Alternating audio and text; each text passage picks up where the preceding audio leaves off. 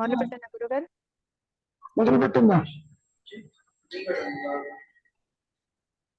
అహమ్మిక జన్మయే వ్యక్తి పుట్టుక. ఒక్క నిమిషం అమ్మా. గురుగారు, అహమిక అంటే ఏమిటి? అంటే నేను అనే మొదటి తలంపు, ఆ నేను దేహానికే పరిమితం చేసుకోవడం వల్ల అహమిక అహంకారము ఉన్నట్లు గురుగారు. దేహము అది పుట్టినట్టు చెప్పటంలే. అవును గురుగారు. నాది దేహం అని చెప్పి అంటున్నావు కదా. ఎప్పుడైతే నీవు ఆత్మవై ఉంటూ దేహానికి పరిమితమైన భావన నేను నాది అనేది తల ఎత్తిందో అటువంటిది అహంకారము. అంటే అహం ఆకారము దాల్చినట్టుంటుంది. దాన్ని అహమిక అన్నా, వ్యక్తిత్వం అన్నా, పరిమితత్వం అన్నా అంతా ఒకటే. అంటే దీని అర్థం ఏమిటి? వ్యక్తిత్వం అనేది తల ఎత్తింది అని చెప్పటం. గురుగారు, చదవము మెల్లిగా. అహమిక జన్మయే వ్యక్తి పుట్టుక. వేరే గురుగారు, పుట్టనిది పుట్టినట్టుగా చెబుతుంది ఇక్కడ. అవును గురుగారు. మనం మాయలో చెప్పుకుంటున్నాం, పుట్టుక అంటున్నాము. పుట్టని దానికి పుట్టిందని అనుకుంటున్నావు. దేహం పుట్టినట్టు దేహం చెప్పటంలే. నీవు చెబుతున్నావు దేహం పుట్టుక నా పుట్టుకని. కాబట్టి అహమిక పుట్టుక, అహంకారం పుట్టుక, మాయానేని యొక్క పుట్టుక దేహం నేను అనే దానితో లింక్ అయి ఉంది. కారణం అమ్మా, దేహం పుట్టినట్టు చెప్పదు, ఆత్మకి చెప్పాల్సిన అవసరం లేదు. కాబట్టి ఇంకా సింప్లిఫై చేస్తే వ్యక్తిత్వం యొక్క పుట్టుక పరిమితత్వం యొక్క పుట్టుక అని అనుకోవచ్చు మనం. అంటే జీవాత్మ భావన కలిగిన మాయా నేను పుట్టుక అని అర్థం. ఆదిశంకరులు చెప్పినట్టు జడ గ్రంథి ఒక ముడి ఉన్నట్టుగా ఉంటుంది. మెల్లిగా చదవండి. అహమిక జన్మయే వ్యక్తి పుట్టుక. వేరే అంటే వ్యక్తి పుట్టుక, దేహం పుట్టుక, అహంకారం పుట్టుక, నాది అనేవాడి పుట్టుక. అంటే దేహం పుట్టిందో లేదో ఎవరికి తెలియదు. దేహమా తాను పుట్టినట్టు చెప్పదు. ఆత్మకి అవసరమే లేదు ఆ విషయం. సో ఈ మధ్యలో జడము కాదు, చైతన్యము కాదు, చేతనముల యొక్క కలయికతో ఒక మాయా నేను వచ్చింది ఇక్కడ. దాన్నే అహంకారమను, అహమికను, వ్యక్తిత్వమను, జీవభావనను ఎప్పుడైనా పెట్టడానికి అది పుట్టుక ఏమంటున్నారు? జన్మయే వ్యక్తి పుట్టుక. ఇక్కడ లేనిది ఉన్నట్టుగా జన్మించినట్టుగా టేకెన్ ఇట్ గ్రాంటెడ్. లేదని తెలియదు. నేను దేహంతో సంసారం చూస్తున్నాను, కుటుంబాన్ని చూస్తున్నాను, జగత్తును చూస్తున్నాను, ప్రదేశాలు చూస్తున్నాను. ఇది పుట్టుక అంటున్నారు, అసలు పుట్టలేదని చెప్తున్నారు. పుడితే పుట్టింది కాసేపు అనుకుందాం. మాయ పుడితే కదా సత్యం తెలిసేది. అదే చెప్తారు ఇక్కడ చూడమ్మా. వేరే విధంగా పుట్టుకే లేదు. అంటే ఇది లేకపోతే ఆ! వ్యక్తిత్వం తల ఎత్తకపోతే తలెత్తకపోతే. హ్మ్. అసలు జనన మరణాల ప్రసక్తే లేదు. హ్మ్. అంతే కదా గురువుగారు. నువ్వు హ్మ్. జననం గురించి, మరణం గురించి హ్మ్. ఎందుకు భయపడుతున్నావు? నీ మాయా నేను వల్ల నీకు భయమేస్తుంది. భయమేస్తుంది. హ్మ్. వేరే పుట్టుకంటూ ఏదీ లేదు. హ్మ్. తర్వాత చూడండి ఏమంటారు. పుట్టినది గిట్టక మానదు. నిజంగా పుడితే హ్మ్. ఇక్కడ కృష్ణ పరమాత్మ కూడా హ్మ్. జాతస్ర మరణం ధ్రువం అన్నాడు. హ్మ్. తినదానికి మరణము తప్పదు. హ్మ్. సమస్య ఏంటంటే ఇక్కడ అహంకారం అసలు పుట్టలే. హ్మ్. దానికి మరణంతో సంబంధం లేదు. హ్మ్. ఆత్మకి పుట్టుకే లేదు. అది ఎప్పుడు ఉంది. హ్మ్. నిజంగా కనుక ఈ వ్యక్తిత్వం పుట్టి ఉంటే దేంతోనూ సంబంధం లేకుండా అది నశిస్తుంది. హ్మ్. ఏమ్మా? గురువుగారు. హ్మ్. కాబట్టి పుట్టిన దానికి మరణము తప్పదు. హ్మ్. గీతలో కూడా అదే చెప్పుకొచ్చాడు. హ్మ్. మరణించింది పుట్టక తప్పదు. హ్మ్. అసలు ఎక్కడ పుడుతుంది, ఎక్కడ మరణిస్తుంది అనేది ప్రశ్నార్థకం. ఎవరికి అవును. తెలియదు. అవును గురువుగారు. హ్మ్. చూడమ్మా, అహమికను మట్టుపెట్టు. హ్మ్. మట్టు మరి పెట్టు అంటే అది ఉంటే పెట్టచ్చు. హ్మ్. అది ఉంటే మట్టు పెట్టచ్చు. హ్మ్. ఒక వస్తువు కనపడుతుంటే దాన్ని నాశనం చేయొచ్చు. హ్మ్. ఆకారము, లొకేషన్ ఉంటే దాన్ని తీయచ్చు. హ్మ్. ఎవరు దాన్ని మట్టు పెట్టాలి? ఇప్పుడు అహంకారము దానంతరది దాని పుట్టుక దాని చేతుల్లో లేదు. హ్మ్. దాని మరణం దాని చేతుల్లో లేదు. హ్మ్. ఎవరు మట్టు పెట్టాలి దాన్ని? హ్మ్. నీ జీవుడి యొక్క చేతిలో దాన్ని మట్టు పెట్టే మెకానిజం ఉన్నదే లేదు. హ్మ్. వ్యక్తిత్వము, అహంకారము యొక్క పుట్టుక, మరణము దాని చేతుల్లో లేదు. హ్మ్. మట్టు పెట్టు అనేది ఏదో దాని ఒకటి అన్యంగా ఉన్నట్టు, దానివల్ల ఇది పోతున్నట్టుగా అనిపిస్తుంది. హ్మ్. ఇప్పుడు చెప్పేవన్నీ కూడా అహంకారానికేగా, అవును గురువుగారు. నేనుకేగా. అవును. అవును. సో వ్యక్తిత్వానికి చెబుతున్నాడు దాని ముందు మట్టు పెట్టని. Hmm. How is it possible? ఏ విధంగా మట్టు పెట్టాలి చూడమ్మా. మరి మరణ భయం ఉండదు. ఒక మారు చచ్చినది మరలా చచ్చుటేమి? ఇది నశించిన నిజమే. గురువుగారు. ఆ, హ్మ్. నిజమే. లేనిది ఉన్నట్టుగా కనపడుతుంది. హ్మ్. దేహమా పుట్టినట్టు చెప్పదు.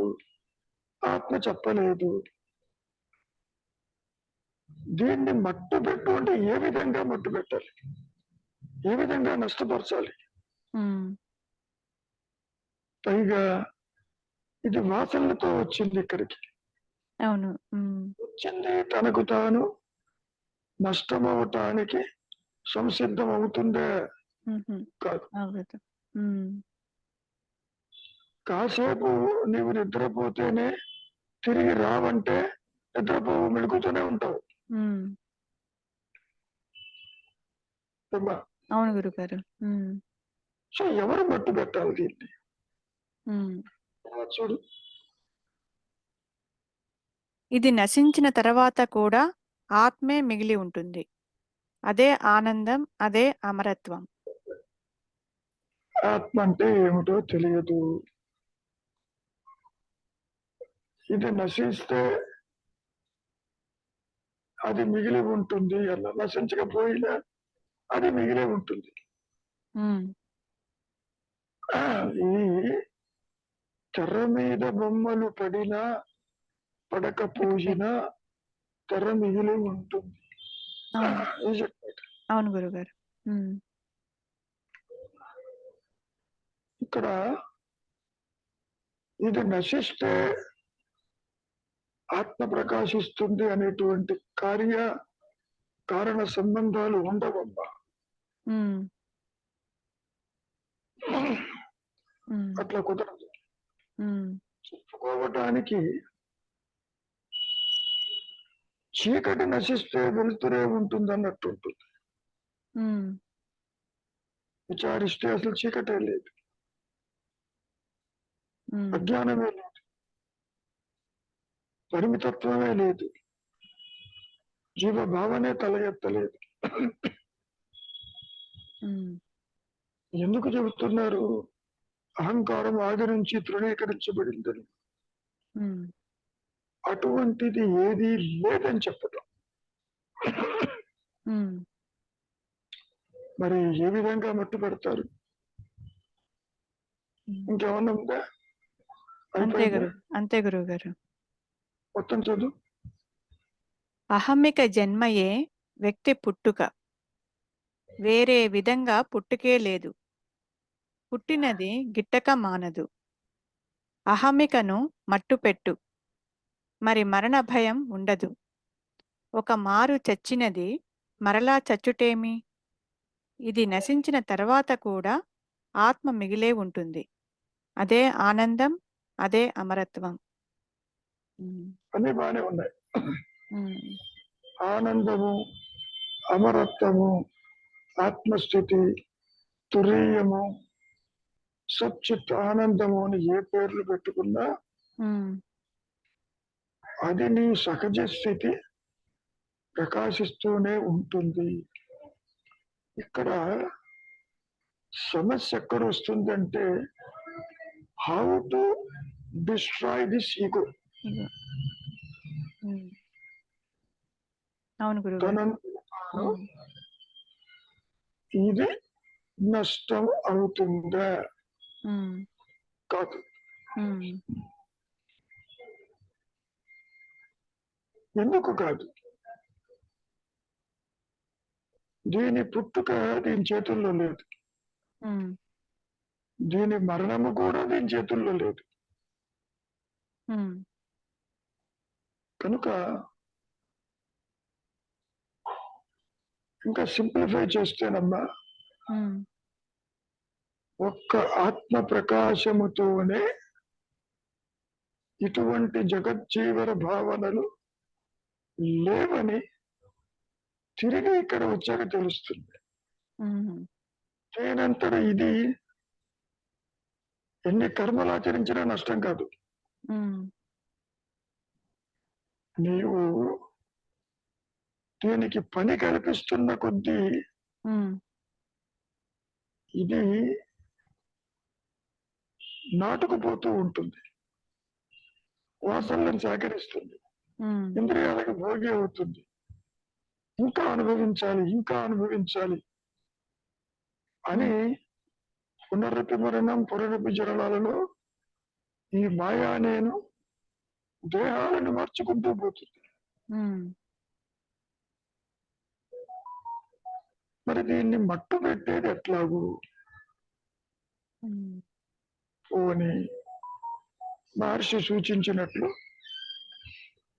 ఆదిశంకరులు చెప్పినట్లు దేహం నాహం కోహం సోహం నేనెవరన్న విచారము చెయ్యటం వల్ల సత్యము ప్రకాశించే అవకాశం ఉందే? అది కూడా ఒక సమస్య. నేనెవరు అనేది మంత్రం కాదమ్మా. ఇప్పుడు ధ్యానానికి విచారానికి తేడా కూడా చెప్పుకొచ్చారు. ధ్యానంలో త్రిపుటి ఉంటుంది, విచారంలో ఉండదు.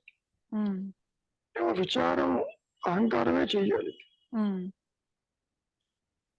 తన ఉనికిని తానుగా ఉన్నదేమో చూడటానికి చేసే ప్రయత్నమే విచారం. నేనెవరు అనేదే విచారం. అవును గురుగారు. అది ఆటోమేటిక్ గా ప్రకాశించింది రియలైజేషన్ అంటారు. సామాన్యంగా విచారం చేయటం వల్ల ఈ అహంకారము ఉమ్, తనకు తాను నష్టమయ్యే పాసిబిలిటీ ఉండదు. ఉమ్, ఎందుకు ఉండదు?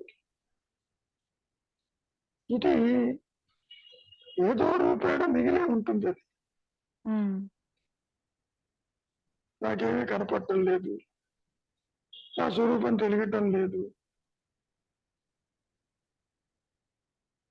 ఇంకా శూన్యంగా ఉంది, చీకటిగా ఉంది. ఇట్లా నీవు నిశ్చలత్వానికి వచ్చినప్పటికీ ఉమ్, ఉమ్, ఆత్మని ప్రకాశింపచేయగలిగిన సామర్థ్యము ఈ మాయా నేనుకి లేదు లేదు లేదు. ఉమ్, మట్టు పెట్టి అన్నారు, బాగానే ఉంది. ఉమ్, ఇవాళ కూడా మహర్షి అది మరణానుభవం క్లిప్ పెట్టాను. అవును గురుగారు. ఉమ్, అది ప్రకాశించింది కాబట్టి నేను ఉన్నాననేది నేను తెలిసింది. ఉమ్, దేహం తగలేస్తారు, నాకేం అనిపించదని చెప్పి బయటకు వచ్చి చెప్పారు. అవును గురుగారు. ఉమ్, ఆయన విచారం చేస్తే ఆత్మ ప్రకాశించలే. ఉమ్, మరణ అనుభూతితో నేను ఉన్నాను ఉమ్, అన్న ఎరుక ఉమ్, అప్పుడు బయటకు వచ్చి చెబుతుంటారు. ఉమ్, దేహం తగలేసిన నాకేమీ కాదు, ఐఎమ్ ఫైన్. ఉమ్, ఏమా? ఆ గురుగారు. కాబట్టి అహంకారాన్ని ఏ విధంగా మట్టు పెట్టాలి?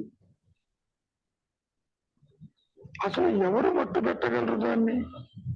ఉమ్, ఇక్కడ ఒక చిన్న సమస్య ఉందమ్మా. ఉమ్, చిన్న సమస్య కాదు, పెద్ద సమస్య. ఉమ్, అహంకారమా ఆత్మని గుర్తించలేదు. ఉమ్, ఆత్మ అహంకారం ఒకటి ఉన్నది, దాన్ని నష్టపరచాలి అనేటువంటి విషయం ఉండదు దానికి. ఉమ్, కారణం ఆత్మకి అన్యంగా ఏంది లేదు. అని లేదు. ఉమ్, ఏకంలో ద్వితీయం, ఉమ్, తనకు తాను తనలోనే అనంతంగా ప్రకాశిస్తూ ఉంది. ఉమ్, ఏమ్మా? ఆ గురుగారు. ఉమ్, కాబట్టి కార్యకారణ సంబంధాలు లేవు. ఉమ్, ఇటు ఆత్మకి, ఇటు జగత్తుకి లేదా అహంకారానికి ఉమ్, వారధి లేదు, ఉమ్, రాకపోకలు లేవమ్మా. ఉమ్, చెప్పటం బాగానే ఉంది, దాన్ని మట్టు పెట్టు. ఎవరు మట్టు పెట్టాలి?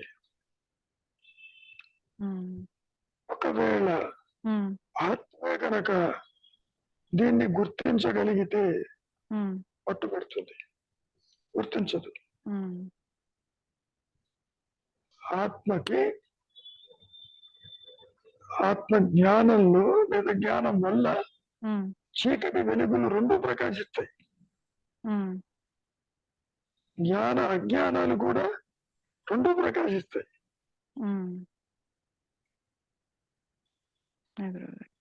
సూర్యుడి చీకటి వెలుగులో చీకటి ఉండదు, ఉమ్, కానీ ఆత్మ ప్రకాశంలో చీకటి కూడా ఉంటుంది. ఆ గురుగారు. ఉమ్, నాకేమీ తెలియటం లేదంటావు, ఉమ్, అంతా చీకటిగా ఉందంటావు, ఎట్లా ప్రకాశిస్తుంది? ఆత్మ ఎదుటే చెబుతావు నువ్వు. ఉమ్, కాబట్టి మట్టు పెట్టడం అనేది జీవుడి చేతిలో లేదమ్మా. ఉమ్, ఆత్మే అనుగ్రహం చేత అందాం కాసేపు. ఉమ్, అనుగ్రహం అంటేనే ఆత్మ. ఉమ్, దానంతటా అది ఎక్కడైతే ప్రకాశిస్తుందో అక్కడ ఈ ద్వైతము, అజ్ఞానము, జనన మరణాలు ఉండవు అని అర్థం. ఉమ్, నీ ప్రయత్నం వల్ల కాదు. ఆ గురుగారు.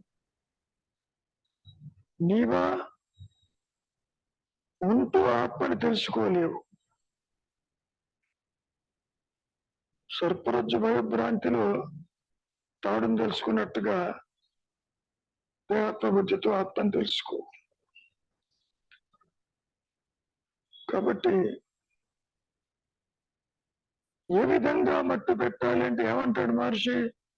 అది ఉందేమో చూడు, దాని మూలం వెతుకు, ఎక్కడుందో చూడు, లోపలికి వెళ్ళు, తలకిందుగా పడిపోతుంది, అనుగ్రహంతో ఆత్మ ప్రకాశిస్తుంది. ఆ విధంగా ఉండదు సిస్టమ్.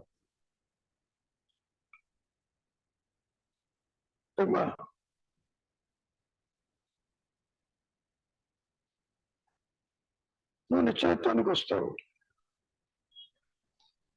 అది జ్ఞానము. అది ఎక్స్క్లూజివ్ గా తనకు తానుగా జ్ఞాన వృత్తి చేత అది ప్రకాశిస్తేనే తప్ప సోకాల్డ్ నాన్ ఎగ్జిస్టింగ్ జీవుడికి ముక్తి లేదు. ముక్తి అనే పదం కూడా బంధంలో ఉన్నాను అనుకుంటున్నావు కాబట్టి ముక్తి అన్నారు. ఆదిశంకరులు ఏమన్నారు? బంధంలో ఎవరున్నారో చూడు, బంధం లేదు, మోక్షం లేదు బొమ్మన్నాడు ఆయన.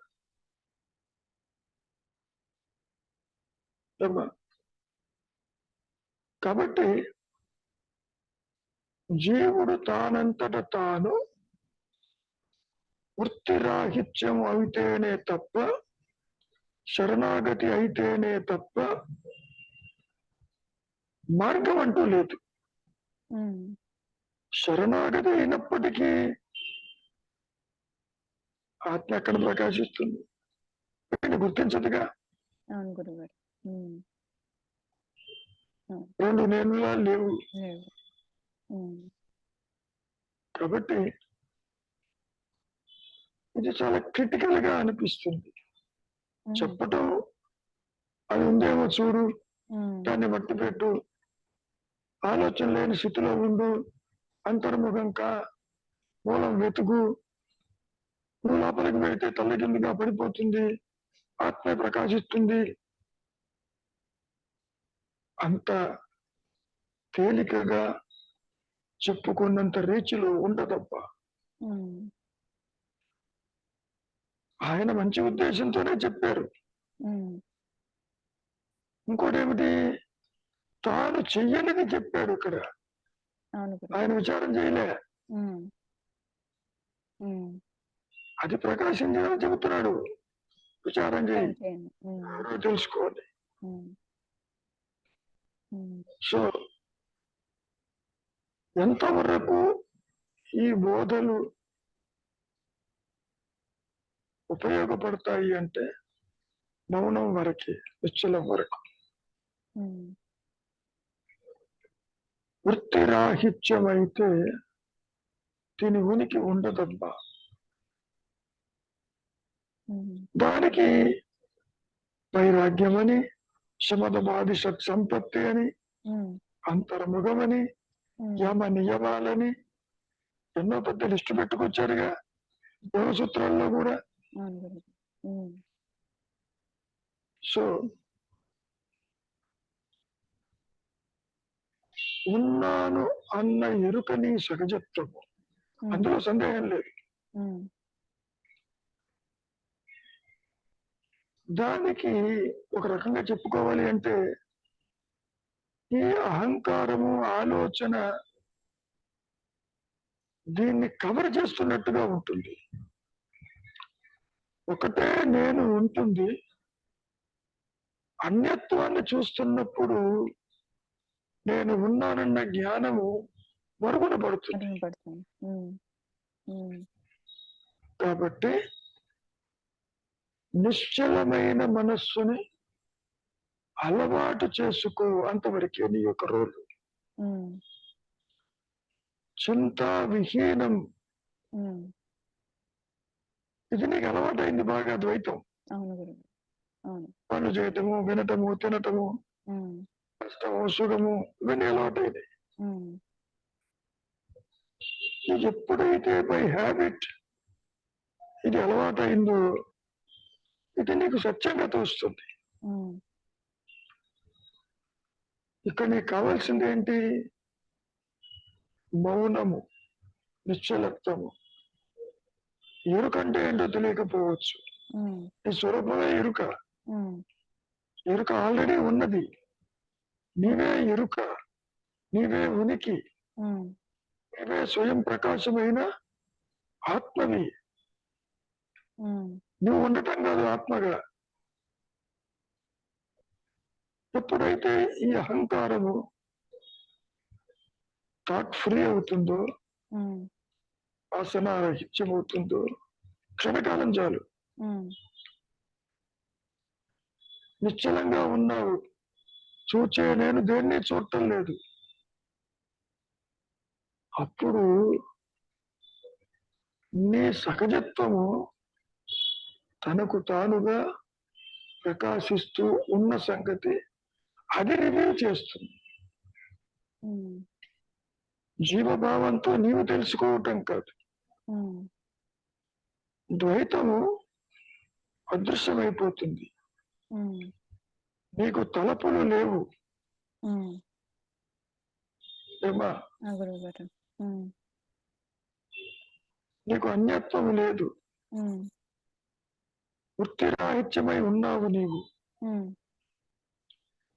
అది నీకు తెలుస్తుంది. వృత్తిరాహిత్యమైనట్లు ఉమ్, ఆలోచన లేని దేనిని చూడకుండా కళ్ళు తెరిచిన గుడ్డి వాని వలె ఉన్నావు. కానీ నేను ఉన్నాను అనేటువంటి ఆ పరబ్రహ్మము, ఆ బ్రహ్మ జ్ఞానము అది రివీల్ చేసుకుంటుంది తన ఉనికిని. ఉమ్, నీ ప్రయత్నముతో అది రివీల్ కాదు. ఉమ్, ఇందాక చెప్పా కదా, అహంకారం ఆత్మని గుర్తించలేదు. ఆత్మకి అహంకారం ఒకటి ఉందని తెలియదు. It want accept. ఉమ్, దీన్నేమో మనం మాయా అంటున్నాం, ద్వైతాన్ని. ఉమ్, ఉమ్, సత్యాన్నేమో అహంస్మరణ అంటున్నాం. ఉమ్, వారు చెప్పింది అక్షర సత్యం. కానీ ఆత్మని ప్రకాశింపచెయ్యగలిగింది ఈ మాయా నేను చేతిలో లేదు. ఉమ్, నేను ఈ పని చేశాను, ఉమ్, నాకు ఆత్మ ప్రకాశించింది అని ఏ ఒక్కరూ చెప్పలేరమ్మా. ఉమ్, మహనీయులందరూ వస్తారు. ఉమ్, కృష్ణ పరమాత్మ ఏమన్నాడు? నన్ను శరణు వచ్చిన వారికి మాయ ఏం చేయదన్నాడు. ఉమ్, ఉమ్, శరణు రావటం అంటే ఇగోలెస్ గా ఉంటాం, నిశ్చలంగా ఉంటాం, మౌనంగా ఉంటాం. వ్యక్తిత్వం తల ఎత్తకపోవటం, లేకపోవడం. నేను నాది అనేది రాదు అక్కడ. ఉమ్, ఎట్లా ఉంటుందంటే అబ్బా, తెర మీద బొమ్మ పడకపోతే తెరని నీవు చూస్తావు అనే ధోరణిలో చెప్తారు. ఉమ్, నీ ఆలోచనే దీనికి అడ్డని, ఉమ్, నీ ప్రయత్నమే it is an obstruction for realization అని. ఉమ్, నిజానికి ఇందాక చెప్పినట్టు అహం స్మరణ won't cognize the ego. Um, దీని పరిధిలో ఉండదు అది. ఈ అనంతమైన పరిధిలో ఉమ్, అహంకారం ఉండదు. జీవుడు, జగత్తు, ఈశ్వర భావాలు ఉండవు. ఆ గురువు గారు. ఉమ్, నీవు ఎప్పుడైతే ఆలోచనతో దేహాత్మ, బుద్ధి, జగత్తు, దైవము అనే భావనలు వచ్చినాయో అది ఆత్మను అసలు గుర్తించలేదు. ఉమ్, ఇది బాగా అర్థం చేసుకుని ఆయన ఉమ్, అహంకారము తల ఎత్తినప్పుడు తన వాసనని బయట అన్ని గుర్తిస్తుంది. జగత్తుని, సంసారాన్ని, సుఖాన్ని, దుఃఖాన్ని ఉమ్, దేహం పుట్టుక నా పుట్టుకంటూ అనుకుంటుంది. ఉమ్, కానీ ఈ అహంకారము, ఈ వ్యక్తిత్వము ఆత్మను గుర్తించలేదు. ఉమ్, కానీ ఆత్మ వైపు నుంచి చూద్దామా? దానికి అన్యత్వమే లేదు. ఉమ్, ఏకం ఒకటే ఉంది, అద్వితీయం రెండోది లేదు.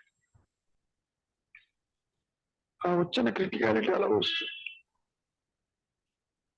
ఏం చెయ్యాలి అన్నప్పుడు ఇదిగో భక్తిలో శరణాగతిని, మౌనంగా ఉండమని, ఉమ్, వృత్తిరాహిత్యం కమ్మని, అంతర్ముఖం కమ్మని, చింతావిహీనం కమ్మని, ఇట్లా కొన్ని సూచనలు మాత్రమే.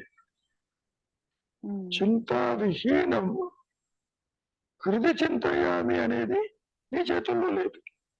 ఉమ్, కొంత వైరాగ్యము విరక్తితోటి ఉమ్, నీవు ఆలోచన లేకుండా ఉమ్, ఆ పనులు చేయటం చింతించటం మానేస్తావు. ఉమ్, అంతవరకు బానే ఉంది. ఉమ్, మరి హృదయ చింతయామి ఉమ్, అహంకారమా ఆత్మని ప్రకాశింపలు చేయలేదు. ఆత్మ అహంకారాన్ని గుర్తించదు. రెండు నేనుల లేవు, లేదు. ఉమ్, ఉన్నది ఒకటే నేను. అందుకనే అనుగ్రహము చేత మాత్రమే సోకాల్డ్ నాన్ ఎగ్జిస్టింగ్ జీవుడికి ఉమ్, ముక్త స్థితి అని చెప్పాలి. ఉమ్, దాని ఇష్టం అది. అదే.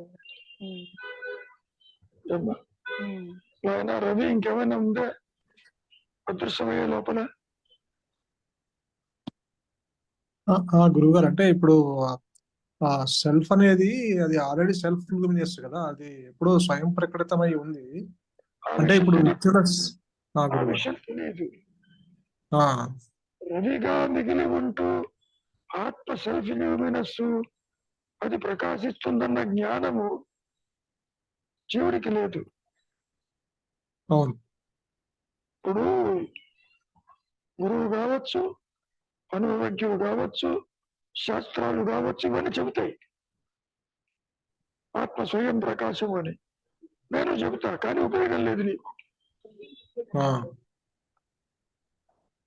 నేను అంటే ఆత్మ, అదే అహంస్మరణ. అది దానంతటి ప్రకాశిస్తుంది. అది సృష్టిని గుర్తించదు, జీవుని ఆ. గుర్తించదు. మరి ఎట్లా? అంటే ఇప్పుడు ఈ నిశ్చల స్థితిలో ఉన్నప్పుడు అంటే ఆ డార్క్నెస్ అనుకోండి, ఆ అహంకారం ఇంకా మిగిలి ఉన్నప్పుడు అక్కడ అంటే ఆ సెల్ఫ్ లూమినెస్ అది స్వయం ప్రకటితం అవుతూ ఉన్నప్పుడు అంటే ఒక్కసారిగా ఆ చీకటి పోయి వెలుగు వస్తున్నట్టుగా ఉంటుంది. అది అంతేనా గురుగారు? అంటే అది జరిగేది అక్కడ? అసలు చీకటి పోతుంది అన్న జ్ఞానం కూడా అక్కడ ఉండదు. నువ్వు ఒక దీపం తీసుకెళ్తుంటావు, దీపం ఆ. తీసుకెళ్తుంటే చీకటి ప్రస్తాపన రాదుగా. రాదు. దీపం లేకపోతే చీకటిగా ఉంది, దీపం తీసుకురా అంటావు ద్వైతాల్లో. అవును. కానీ స్వరూప జ్ఞానంలో మాత్రం దానంతటది ప్రకాశిస్తేనే తప్ప జీవుడికి, సోకాల్డ్ నాన్ ఎగ్జిస్టింగ్ జీవుడికి ముక్తి లేదు. ఇప్పుడు లేనివాడు ఉన్నట్టుగా కనపడుతున్నాడు, లేని పాము ఉన్నట్టుగా కనపడుతుంది. పాము ఈజ్ ఈక్వల్ టు జీవుడు. ఇక్కడ తాడు ఆధారము, ఇక్కడ ఆత్మ ఆధారం జీవుడికి మాయలు చెప్పుకోవటం. నువ్వు ఎంత చెప్పుకున్నా నీవే అది, నీవే అది, నీవే అది అని, అది దానంతటా అది ఎక్స్క్లూజివ్ గా ప్రకాశిస్తేనే తప్ప నీకు నీ సహజత్వము అయామ్నెస్ అని, ఉన్నానన్న ఎరుకని తెలియదు.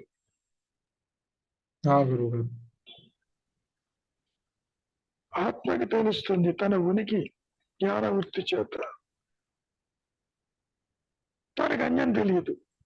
ఇక్కడ జీవుడికో అన్యం తెలుస్తుంది, మూలం తెలియదు. అంటే అక్కడ ఎక్స్క్లూజివ్ గా ప్రకాశించాలంటే అది ఆల్రెడీ ప్రకాశిస్తూనే ఉంది, కాకపోతే అది జీవుడికి తెలియదు. ముందే ఎవరంటున్నారు? నేనే శాస్త్రాలు అహంకారం. కదనైనా ఆత్మ ప్రకాశిస్తూ ఉన్నదని జ్ఞానులు శాస్త్రాలు ఘోషిస్తున్నాయి. ఫైన్, దానివల్ల నీ ఉపయోగం ఏంటి? అవును గురు. లేదు, ఉన్నది ఆత్మ, లేనిది సృష్టి అని నేను చెప్తా. కానీ నువ్వు సృష్టిని చూస్తున్నావు, జనాలు మరణాలు కష్ట సుఖాలు అనుభవిస్తున్నావు. ఇది నువ్వు ఎంత కాదని చెప్పినా నీవు ఆత్మని దర్శించలేవు. ఆత్మ దానంతరది ప్రకాశిస్తేనే తప్ప. మరి ఈ సోకాల్డ్ ఈ గురువులు ఏమన్నా అందిస్తారా? ఏమీ అందించరు. పుస్తకాల్లో ఉండదు, ఆకాశం నుంచి ఊడిపడదు, ఒకటి కాదు గోళ. గురువు గారు. కాబట్టి ఏం చెయ్యాలి అన్నప్పుడు ఊరక ఉండు, అంతవరకు. ప్రాపంచిక విషయ వాసనల జోలికి పోవద్దు. The more you reduce your attachments, be thought free, అంతవరకే నీ రోల్. గురుగారు. అంతకంటే నువ్వు ఆత్మను ప్రకాశింప చేయలేవు. ఇప్పుడు కూడా నేను నడిపించేది ఆత్మే.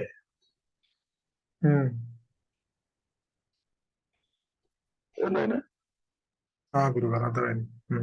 ఇప్పుడు కూడా నీవు కర్మలు ఆచరించలేవు, నువ్వు చేస్తున్నావు అనుకుంటావు.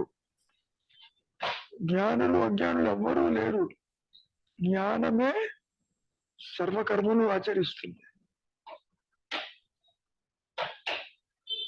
నువ్వు అనుకుంటావు దేహాత్మ బుద్ధితో నేను చేస్తున్నానని.